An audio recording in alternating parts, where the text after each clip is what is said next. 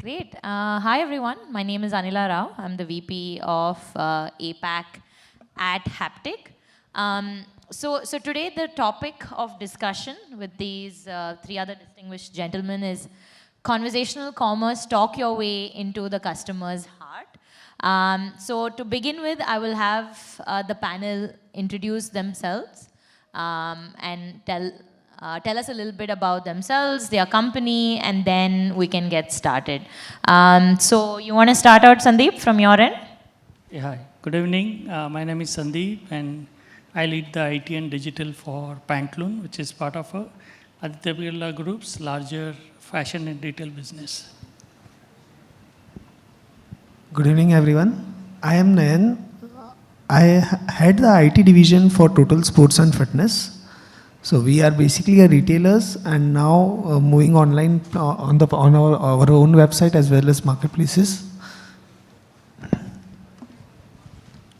Good evening, everyone. My name is Lokesh Vagadre. I am part of Kaya. So Kaya Skin Clinic is basically we deals in skin problems of the customer, be it concern area or be it just the aesthetic looks. So that's a business line.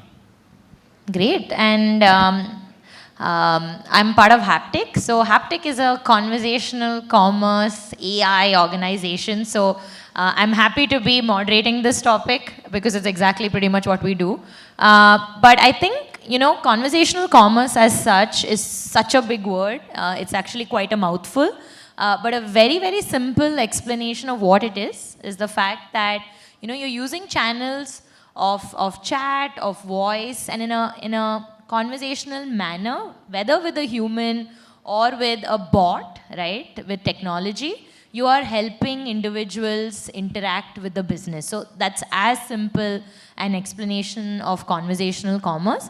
And the important part over here is, with shoppers today, and this is a statistics that people say, is that 60% of shoppers today want instant interaction with their brands on their preferred channel, right? So two keywords over there. One is instant interaction. They're not willing to wait, not even a few minutes on a call center line, or the fact that just go and read up themselves on a website. They are looking for the brand to interact with them when they need it, right? And the second aspect is the fact that they said preferred channel. Right? So if they're on WhatsApp, they want you to interact on WhatsApp. If they're on Facebook, on Instagram, whichever channel, they are expecting that wherever they are, you are there as well, right? And it's always the case that as much as I'm sure everyone have websites, mobile apps and things like that, the energy it takes to actually bring them on that channel is so difficult, and now users are actually asking that you come where they are, right? So let's start off with the questions itself, right? So my first question is actually to Nayan. So why conversational commerce? What has changed with these shoppers, with the users, that they're demanding something like this now? And why has it become such a buzzword that all of you are thinking about investing in it? So I would say that it has become a buzzword now, but it is since ages now. So 10 years also I consider as a age now. So people were always asking for the products. People were always asking for particular services or any doubts related to products. But this they were we need to call the call center or a store between 10 to 9 or 10 to 7 and then get ourselves answered. But now when basically all social media has grown, overall consumers, when the mobile revolution came up, so that time people were browsing at 12 o'clock at night or 2 o'clock at night, and then they just tell, I like this particular image or this particular t-shirt, so how can I get this? So they just ping it, and if at all there is someone who can respond to them, it gets converted basically. So it was already there, but there was a time frame, and now the time frame has been removed. This is what I feel it. Correct. So in a way, you're saying that this requirement was always there from the users. Maybe now, because of like technology evolving, now maybe there's a chance to actually cater to that requirement overall. Yes, agree. Yeah. Right, right. So I think Lokesh, question to you, right? You're on so many different social channels. I mean, Kaya Clinic's so popular overall. I'm sure people reach out to you on like Twitter, on Instagram, and it must be very overwhelming for you as a brand to keep checking where people are responding, giving them an opportunity to interact, to shop, right? Do you think, as brands, you need to be prepared and more so than ever prepared very quickly because all of this is coming to you at full force? Absolutely, I mean, that's true. So, so what Nayan was saying, I completely agree. So the requirement was there from long. However, this pandemic has built a little trust on the commerce industry from a user's perspective. They have tested it, in 1.5 to 2 years. Now they have a much more trust on the commerce platform. And after that, their expectation has risen for sure. And so basically conversational commerce is nothing but an extension of omni-channel, which we used to talk. So in omni-channel, you used to say that, okay, my website has to talk to my physical brick and mortar stores. So now the extension has moved on to the social media as well. So user wants to hear you. So user wants to ensure that you listen to their voice at whatever channel they are in. So even if they are posting certain thing in social media, they expect you to scrape that data, come back to them with a solution, or at least revert to their queries. So commerce is not only about selling something or maybe a transaction. It is more about engagement, their grievances. So all those things actually comes as a single package. And they want to be little more, empowered rather than you serving them over a phone call or through website. They would rather want to, choose their preferred channel of communication. Right. No, absolutely. And I think, the one point that you spoke about, right, was this is an extension of omni-channel. It is so true. I think omni-channel was the big word everybody used. And had we been like maybe 5-6 years ago, this panel would have been about omni-channel. So absolutely true. It's almost like an extension, but beyond just being available on the channels, it's about creating value on those channels, right? So whether it's about, you're helping you're acquiring the customer, or you're converting, right? You're helping them purchase something, or it's about like engaging, delighting. This so much, like he rightly said, it is not just an opportunity to come and shop, but it's an opportunity for the brand to engage with them, like they're operating their entire business on that channel, right? So my next question is actually to Sandeep, in the fact that, conversational commerce can either be like a human interacting on the other side, or nowadays, because of technology, you have all these AI chatbots responding, right? Is there some scale of business that decides when to use conversational commerce, or whether to use a bot or to use a human? Do you have any thoughts, because you are running a very large organization overall, right? Any insights on that would be helpful.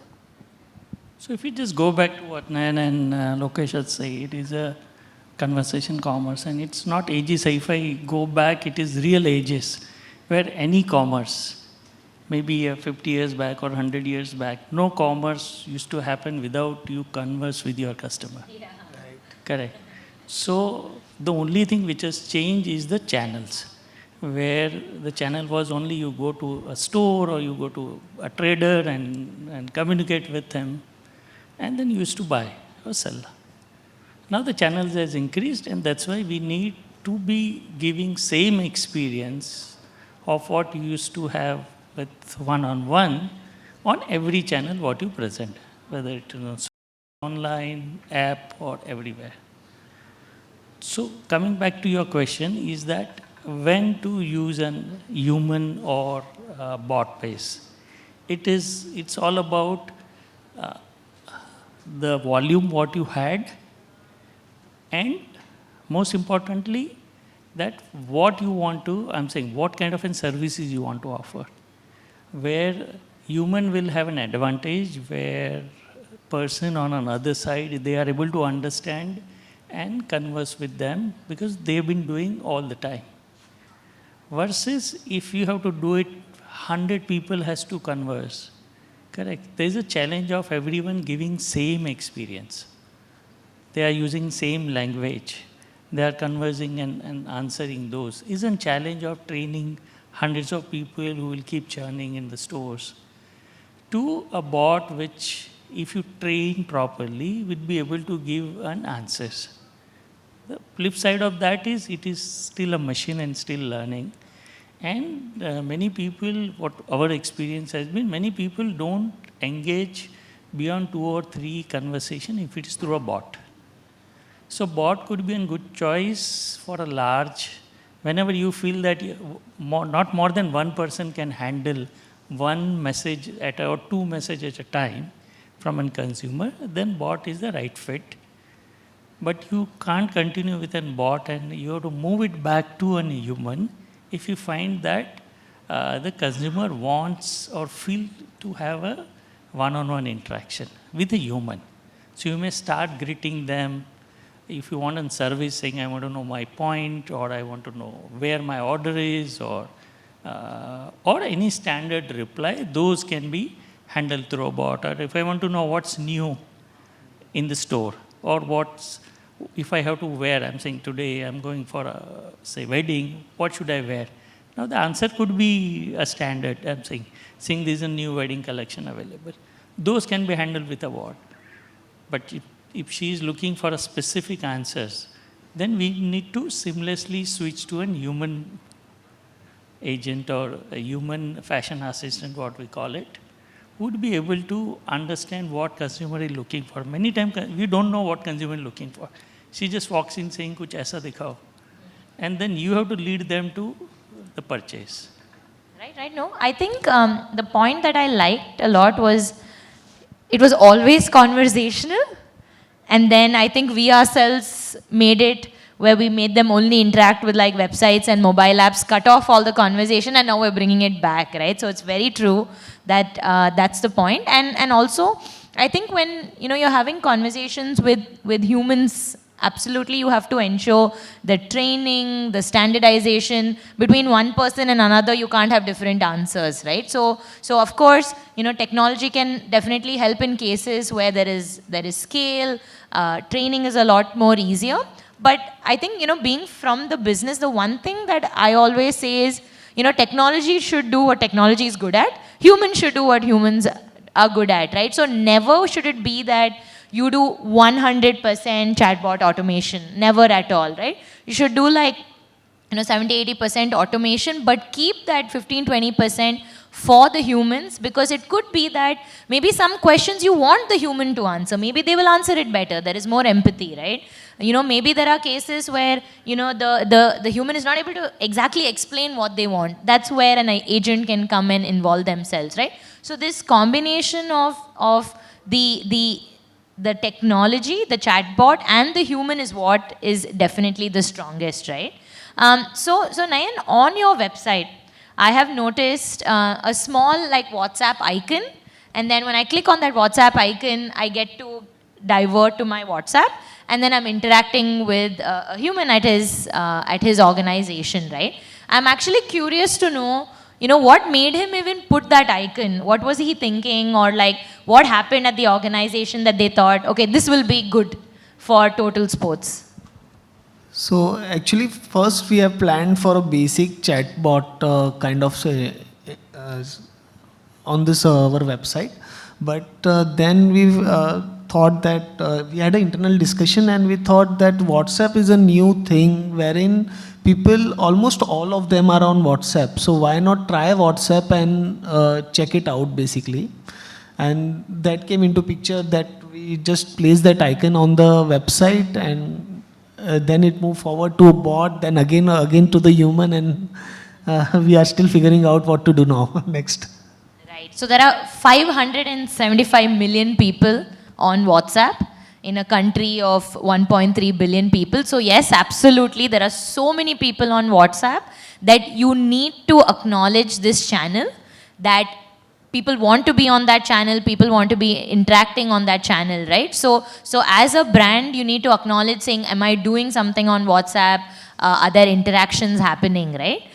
So one of the points I think Lokesh brought up was that it's not just about purchase when we talk about conversational commerce, right? It's also about like engagement, awareness, support, everything, right? So Lokesh, in terms of engagement, right? There's always like these WhatsApp notifications, there are notifications on all these channels, right? How should a brand benefit from these notifications and engagement methods, right? What all can a brand do? Okay. So currently we are living in an era where the competition is throat cutting. So you can't leave any question unattended. So all this channel actually, ensure that your reach is there with the customer. And for any company to grow, you need to have a customer acquisition policy. And the cost of customer acquisition will actually define your growth. So the lesser the customer acquisition cost you have, the better your chances of getting profitable, or your bottom line will be that much better. So to ensure that, you need to tap on all the mediums, and generally social media will preferably always be a lesser capex model. So you should engage in more in social media, in WhatsApp or any other such platforms. So that's one way of doing it. I hope I answer your question. Right, right. And I think there's also this aspect of trust, right? I think when the brand is available instantly, it's not just a web page, it's not just one of the pages on like Amazon or Flipkart. There is some form of, I think, trust that's involved, right? So what do you think? I mean, Lokesh, question back to you only. What has happened in the first place that has made these shoppers lose their trust? And what is changing with these instant responses from the brand itself? See, generally, most of the retailer, in the past, was actually brick and mortar store. That's where the retail started. Now, in India, actually, we have this habit of, skipping one generation altogether. So when mobile came, we actually skipped the pager altogether. So no one in India actually used pager. We switched from landline to mobile. Same happened with the e-commerce earlier. So before our retail industry, brick and mortar, could have matured enough, we actually, we already got e-commerce. So now the problem with the Indian economy is that you have to ensure and balance both the e-commerce as well as your brick and mortar. Now, your social media commerce is emerging. So you have to equally give a way onto that as well. So idea is you cannot say that, okay, WhatsApp, if I don't do, I'll not lose much of a business. You don't know what the future is. We have seen it in the past also. So you have to ensure that whatever new technologies are coming, if there is any way particular available to reach out to the customer, you have to be there. But the one thing you should not miss is the customer experience. The customer experience has to be seamless across all your format, be it physical store, be it your D2C website or your commerce website, or be it any other channel you are communicating with your customers. Right. And I think even in terms of the engagement, right, it is becoming extremely like personalized and customized, right? It's not about a brand sending all four of us the exact same message. It could be that, say, I get a message saying, hey Anila, you have left some items in your cart, right? Here's a 10% discount, So that comes very personalized just for me at a custom time, right? Maybe one day after I did it, or maybe 1 hour after I did it. It could also be that, in terms of festival season, it can't be again that all of us get very similar ones, right? Maybe he shops a lot for like shoes. Maybe for him, it's specifically on shoes that you're giving that discount, right? So you are using information that you have, because you have all this information on your CRM to make it very special, and that's why you are increasing your conversions overall, right? So my next question is actually to Sandeep, and when we talk about conversational commerce, it's of course about, it's about chat, it's about voice, right? And we know enough about chatbots for sure. I'm keen to know what you and maybe the industry thinks about voice bots, right? Imagine picking up the phone at a call center, you're looking to speak to a human, and then suddenly there's a bot at that interface, right? What is your, assessment or idea about this advancement into voice bot and how it matches with the industry and its benefits? So let me first say as a consumer, as long as it sounds like a human, it has emotions like a human, I'm saying no one will have any complaint about whether human is there on the other side or a voice bot is there. So I feel that we are not ready at the moment, but the experiment can go on. Yeah, I mean, like there is Alexa and Siri. If those companies with all of their firepower are still figuring it out, I get it. I understand that maybe there is still so much work to be done in this segment of voice bot, right? And I think the difference with the chat is because the interface of chat is very controlled. You don't put like 10 sentences. You only say 1 or 2 sentences. So it's very controlled. It is in script, which gives you the time to convert and do spell check and so much you can do, right? So that's why I think chat bots have definitely gone much ahead and there's so much more adoption on that aspect as well, right? One last question before we sort of enter into this space, right? So Nayan, to you, say tomorrow you go heavily into conversational commerce, right? What are some metrics or KPIs as a business person you're looking to see a change in, right? I'm sure as you're spending for all these projects, you're thinking, okay, I need to maybe increase my CSAT, or I'm sure you have something in your mind in terms of business metrics that you want to see improved. So again, the CSAT and NPS are the metrics which needs to be checked and followed basically. And one more thing is like voice of the customer with auditing, timely auditing of the customers, talking to the customers when they are within the stores or online the website, and if at all he has shared his number or something, and check it out, was everything gone well, or is there anything, there is a scope of improvement or something. And it's a evolving process. It cannot be last thing to be done. So it's I think so chatbot also is comparatively still evolving. The ML and AI are still learning. So it will take some time to complete it, but still also it will not be 100% completed and will get on evolving. That's it. Right. So you mentioned CSAT and NPS, of course, because that's to see the change in customer experience itself. And of course, with the fact that you are trying to acquire customers, I'm sure Lokesh is thinking, okay, how many leads did I get, right? As simple as how many leads did I get because of this capability. And because we're doing commerce, at the end of the day, it's how much revenue did you generate. So that's also there. And I think a lot of times, because you're doing so much engagement, right, you're trying to go beyond just acquiring them, but increasing the value in terms of the customer's lifetime value overall, right? You want to ensure that they're there with you longer, they're buying with you more. So it's all of these, business metrics that really make a difference. So yeah, lots of thoughts on conversational commerce. We have like 5 minutes on the clock, so I thought maybe we'll open up to the audience 1 or 2 questions if anyone has. Or the discussion was so good, they're like, we're done. Let's go home now.